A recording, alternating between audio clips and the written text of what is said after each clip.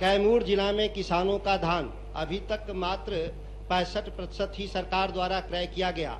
सरकार का धान खरीद लक्ष्य से बहुत कम है। ऑनलाइन रजिस्टर्ड इच्छुक किसानों का धान अभी तक नहीं खरीदा गया, जबकि धान क्रय करने की समय सीमा समाप्त हो चुकी है। ऐसे में किसान बिचौलियों के पास अपना धान बेचने को मजबूर हैं। अतः किसानों का धान क्रय करने की अवधि 25 मार्च तक बढ़ाने हेतु हम सदन के माध्यम से सरकार का ध्यान आकृष्ट करते हुए अध्यक्ष महोदय, आगे विषय ये है कि कमोबेश पूरे बिहार में हालत इससे भी बदतर है। 45 लाख टन धान खरीद के माननीय सदस्य, अब माननीय मंत्री सहकारिता विभाग सुन लें इनको। महोदय, खरीफ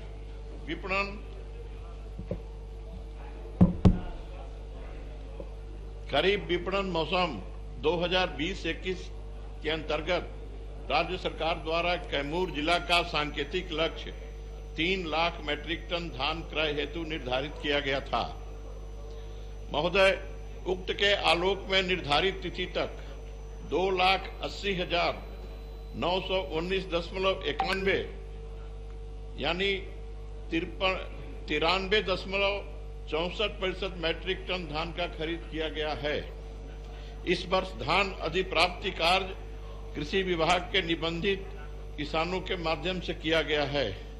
महोदय, राज्य सरकार द्वारा माह दिसंबर एवं जनवरी माह में किसानों सलाहकारों के माध्यम से धान अधिप्राप्ति हेतु इच्छुक किसानों की सूची तैयार की गई थी। कैमूर जिला में जितने भी इच्छुक किसान जो पैक्स और व्यापार मंडलों के क्रय केंद्रों में धान उपलब्ध कराए हैं, उन सभी किसानों का धान निर्धारित अवधि के अंतर्गत क्रय कर लिया गया है।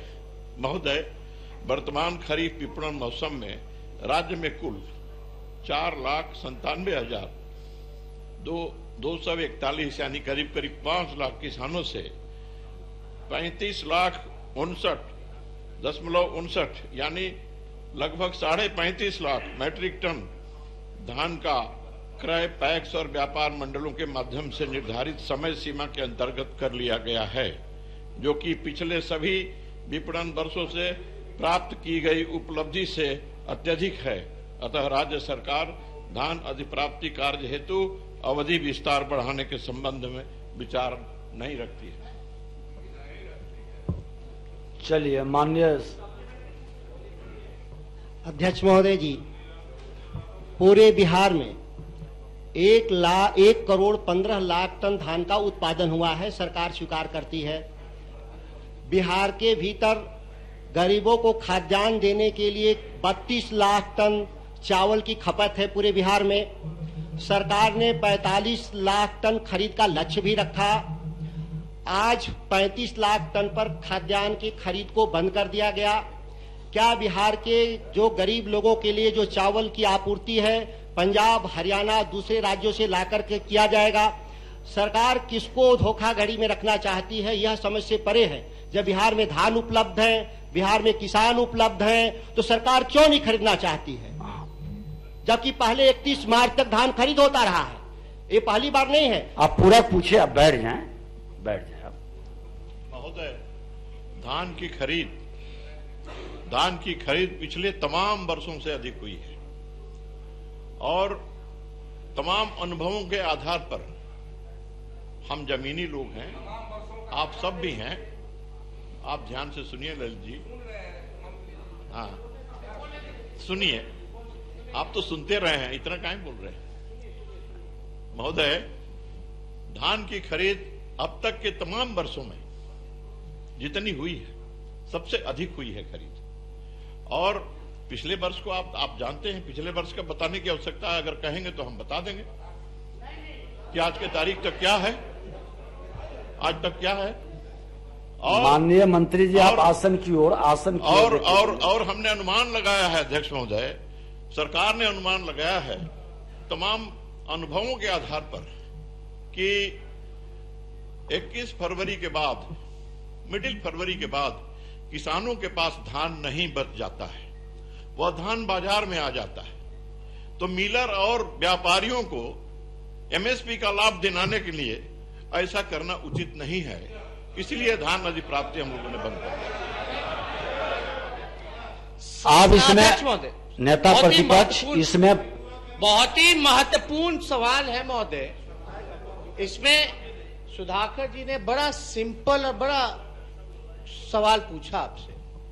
बिहार को जितना अनाज का खपत होता है, जितना हमको जरूरत है बिहार का पेट भरने में, उसका आप आधा क्या 10% भी आप जो है क्रय नहीं कर पाते हैं।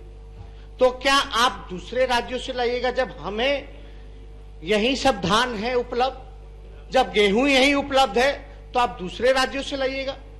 और आपने 2 फसलों पर एमएसपी रखा है महोदय, धान का 1800, आप ये कह रहे हैं कि हम उस पर अधिक खरीद नहीं कर सकते। 1200 के 1000 एमएसपी रेट है 1800।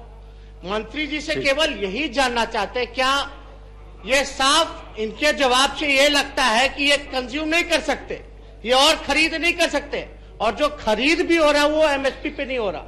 यही तो हम इतने दिनों से कह रहे हैं। लेकिन क्या बाकी जो जरूरत है, भूखमरी की हालात ना पैदा हो, तो बाकी का अनाज आप कहां से लाइएगा? जब बिहार में उपलब्ध आप लेना ही नहीं चाहते, तो आप कहां से आप उसकी पूर्ति कीजिएगा? नहीं, इस पे जवाब देना बनता है। हम दे रहे हैं जवाब, अब हम दे रहे हैं माननीय नेता। एक मिनट माननीय मंत्री जी, जिनका ध्यान आपका है साइन इसमें, आप पुराने सदस्य हैं और पुराने सदस्य को ये जानकारी रहनी चाहिए। एक मिनट, पुराने सदस्य को जानकारी होनी चाहिए कि ये ध्यानाकर्षण में जिनका जिनका हस्ताक्षर है वही पूरक प्रश्न पूछेंगे। अरे एक मिनट, आप बैठ जाएं। माननीय मंत्री जी, आप माननीय मंत्री जी जवाब दे दें। नेता प्रतिपक्ष हैं, इनकी भावना, आप बैठ जाइए।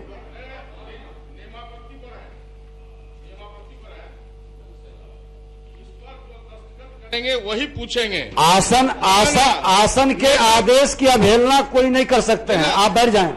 माननीय मंत्री जी, माननीय मंत्री जी जवाब दें। बैठ जाइए। नेता प्रतिपक्ष बैठ जाइए, बैठ जाइए महमूद जी। जब आसन आदेश कर दिया है तो उस पर आप प्रश्न उठाएं, बैठ जाएं। चलिए माननीय मंत्री जी जवाब दीजिए। आसन के अनुमति से माननीय मंत्री जी जवाब दें।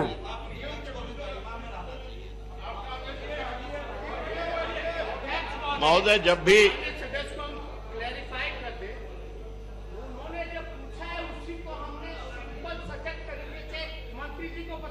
जवाब अनुकूल नहीं आया, हमें लगा कि मंत्री जी को समझ भी नहीं आया, उसने आसान तरीके से हमने आप ऐसा बैठ जाइए, बैठ जाइए। आप अलग नहीं पूछा है, आप बैठ जाइए, वही चीज का जवाब बता बोलो। माननीय मंत्री जी आप जवाब देना। आया, ठीक है। राघवेंद्र बाबू बैठ जाइए। आप काहे के लिए बैठ जाए?